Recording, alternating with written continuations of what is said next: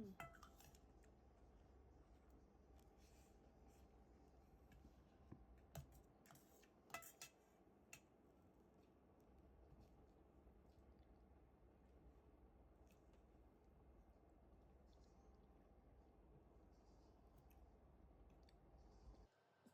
lang Manila kasi anak mo, iyak-yakan mo. Hindi yan tuloy.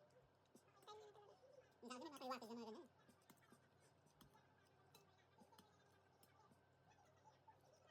Tampal oh.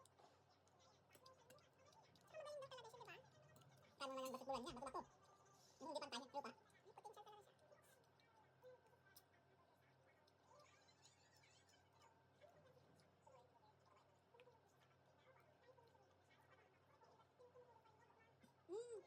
Kumikat ka ng bata ka? Hindi lang natin ka naririnig. Parang pambansa nga. Oo, laki nga yan. May height ka ng anak mo. Mas may ginarin nga mo yung basketballista. Si Jam po may height lang yun, Lagi siyang MVP sa barangay pag may pesta. Kaya hindi naman basketball, hindi naman masangkad.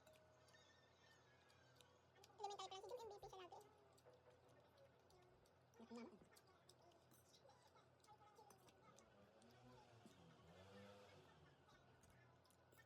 Mix up ng dance story na kung ano talaga nangyari doon.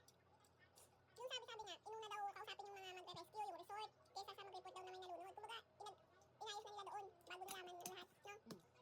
Di ba bawal magsalita yung mga ano?